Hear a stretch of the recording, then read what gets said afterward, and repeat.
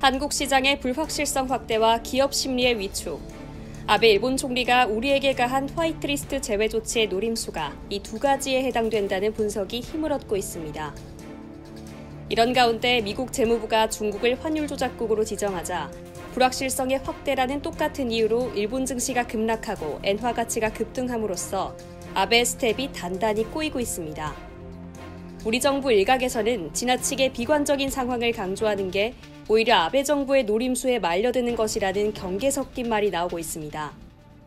정황상 일본의 목표가 실질적 타격보다는 불확실성 증폭에 맞춰져 있는 게 아니냐는 판단이 깔려 있습니다. 골드만삭스가 화이트리스트 제외에 단기적 타격이 크지 않을 것이라고 하면서도 동시에 한국 시장의 불확실성 확대 가능성을 지적한 것에 주목하고 있습니다. 경제 심리라는 리스크 관리의 필요성이 대두된 것입니다. 일본의 화이트리스트 제외 조치는 전략물자에 대한 특별 일반 포괄 허가를 가능케 했고, 이는 사실상 화이트리스트 시절 때 봤던 일반 포괄 허가와 유사한 효과를 낼 수 있는 셈이어서 당장 거래가 막히는 상황과는 거리가 있습니다. 즉 아베 보복 조치는 실질적인 액션이라기보다는 그럴 가능성에 대한 공포 분위기를 조성하고 있는 것입니다. 그런데 이런 불확실성을 노리던 아베에게 갑자기 중국 환율 조작국이란 돌발 변수가 생겼습니다. 세계 양대 경제대국의 무역 전쟁이 빠르게 고조되면서 투자 심리가 타격을 입고 있습니다. 가뜩이나 반도체 소재 생산 기업, 관광 관련 기업, 그리고 지자체로부터 불평불만이 터져나오고 있는데 거기에 세계 경제에 대한 불안 심리로 인해 증시 급락과 엔화 가치 급등이라는 악재를 만난 것입니다. 이날 일본 도쿄 증시 니케이 225 지수는 개장 초 6분 만에 전일 대비 600포인트 이상 떨어진 2110.76을 기록해 올해 1월 10일 이후 7개월 만에 최저치를 기록했습니다. 니케이 225 지수는 3거래일 연속 하락했고 하락폭은 1400포인트에 이릅니다.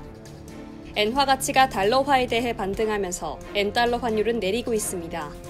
엔화는 안전자산으로 각광받고 있어 시장의 불확실성이 확대되면 매수가 대거 몰립니다. 뉴욕 외환시장에서 105.56에서 105.95엔 사이에서 움직였던 엔달러 환율은 도쿄 외환시장으로 옮겨와 더 내리고 있습니다. 투자자들이 위험자산에서 안전자산으로 이동하고 있기 때문인데요.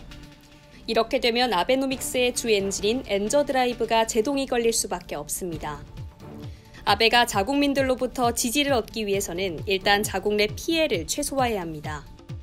아베 입으로 불리는 세코 히로시게 경제산업상은 한국에 대한 조치로 인해 일본 기업의 피해는 없을 것이라고 대외 홍보를 하고 있습니다. 유권자의 지지를 얻어야 생명을 부지할 수 있는 정치인으로서는 당연한 발언입니다.